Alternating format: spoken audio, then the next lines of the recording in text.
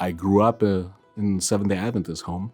I think I remember growing up praying before every meal, before going to bed and first thing when I wake up in the morning. That was pretty much, growing up, not until later on into adulthood, start realizing what prayer is about. But things kind of change I would say about 10 years ago. And so since then, I think prayer has become more of like, okay, it's not just a conversation now, right? I mean, now I have to live it. Now, it's not like just quoting Bible verses or anything like that. It's more now like more personal now.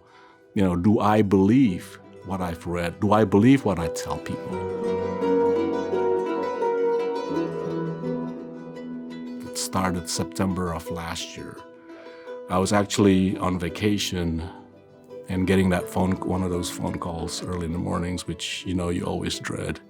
And it happens to be from my sister-in-law in Indonesia, saying that my brother had contracted COVID. And so now it hits home. COVID now hits home personally and everything else. Probably about a week he passed. So obviously we prayed. I mean, I have my friends organize a Zoom praying, people that I haven't seen for years and years joined in onto the Zoom and praying for my brother for his health and for healing. And, the answer was no, basically. The one thing that I noticed, though, we pray for healing, and yet God's answers seem to be in a different way. Because the healthcare system in Indonesia, it's almost based on cash. If you don't have money, they won't even, they'll take care of you, but then the care is really bad. And so my sister-in-law had to be by the hospital, even though basically with COVID, she was just staying in the waiting room and then going to a hotel because they live pretty far from the hospital. And so in the meantime, one of her aunts, was the one who's taking care of my young nephew.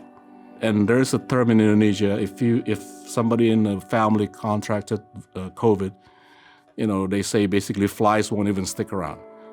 Everybody just take off. You're practically on your own. So my sister-in-law decided to go ahead and tell her aunt, knowing that she may leave, and then she's gonna have to find somebody to take care of, her son, my nephew.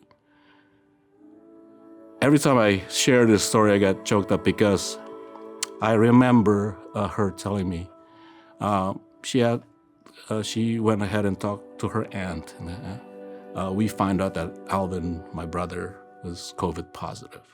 And so I would understand if you leave us, and I'll take care of Keegan, my son. And at that time, and mind you, my brother married to a Muslim, somebody from the Muslim faith, and so her aunt basically said a few prayers in Muslim, and then she says, Fitri, my sister-in-law, if I die, I die. But I'm here for you. You go take care of your husband, but I'll take care of Keegan. Don't even tell your uncle, because if you tell your uncle, he's going to tell me to go home.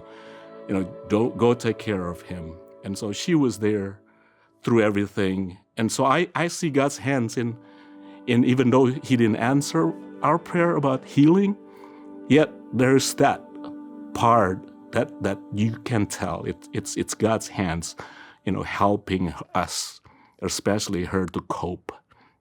Ever since that time, that was in September, November of last year, my aunt, who was still doing very well and everything, still very healthy at 80 years old, fell in the bathroom.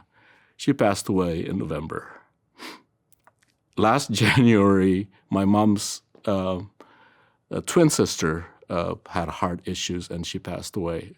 And then beginning of this month, I lost my last aunt from my dad's side due to COVID. Through all this, I'm telling you, my praying family has been with me, praying with me, encouraging. Prayer is such an important part of my life now that I can tell you it carries me through those dark days. dark nights.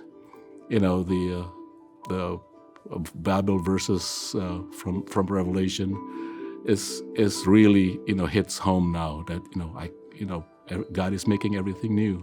He's going to wipe every tears, and that I'm hanging on to that promise. I also say this prayer line has been a lifeline for myself and my wife and my family.